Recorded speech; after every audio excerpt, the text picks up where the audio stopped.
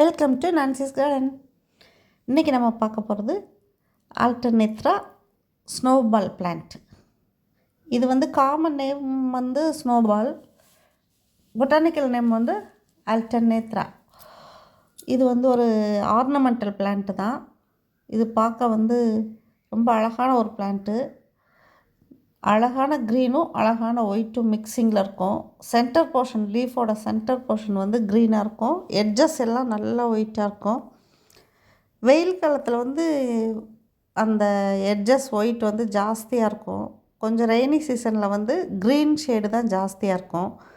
இந்த ஷேப்லேயும் நல்லா அழகாக வளரும். பாருங்கள், ஓவல் ஷேப்பில். இதோட பூ பார்த்திங்கன்னா ரொம்ப அழகாக இருக்கும். ஃப்ளார்ஸ் வந்து ஒயிட் கலரில் இருக்கும். குட்டி குட்டி பூவாக இருக்கும். ஆனால் நிறையா பூக்கும். இதோட ஷேப் வந்து மாறிக்கிட்டே இருக்கும், வின்டர் சீசனுக்கும் சம்மர் சீசனுக்கும். இது ஒரு இன்டோர் பிளான்ட்டாக அழகாக வளர்க்கலாம். ஹேங்கிங் பாட்டுக்கு ரொம்ப சூட்டபுளாக இருக்கும். ஹேங்கிங் பாட்டில் போட்டோம்னா பாட் ஃபுல்லாக புஷ்ஷியாக வந்துடும். இப்போ கொஞ்சம் கட்டிங்ஸ் எடுக்கலாம்னு சொல்லிட்டு அந்த பாட்டில் புஷ்ஷியாக இருந்த ஸ்டெம்ப்ஸ் எல்லாம் கொஞ்சம் எடுத்தாச்சு.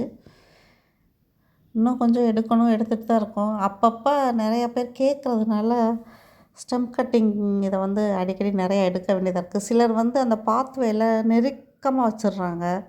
அப்போ 2 பக்கம், வீட்டுக்கு 2 சைடும் பாத்வேயில் வைக்கும்போது ரொம்ப அழகாக இருக்கும். இதோட மெயின்டெனன்ஸ் வந்து ரொம்ப கம்மி. இதில் எந்த பூச்சி தாக்குதலோ எதுவுமே இருக்காது.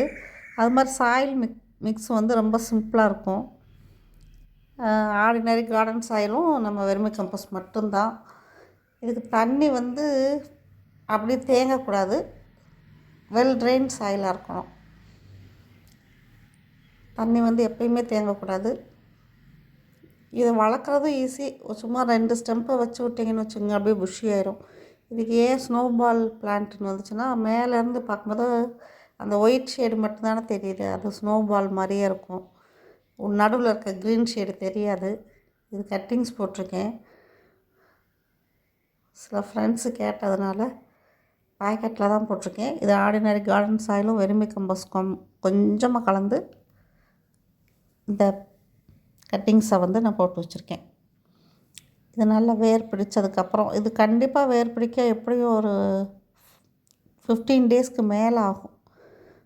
இந்த கட்டிங்ஸ் போட்டு ஷேடட் பிளேஸில் வச்சுருக்கேன். இந்த வீடியோ உங்களுக்கு பிடிச்சிருந்துச்சுன்னா லைக் பண்ணுங்கள், ஷேர் பண்ணுங்கள், சேனலை சப்ஸ்கிரைப் பண்ணுங்கள். தேங்க்யூ.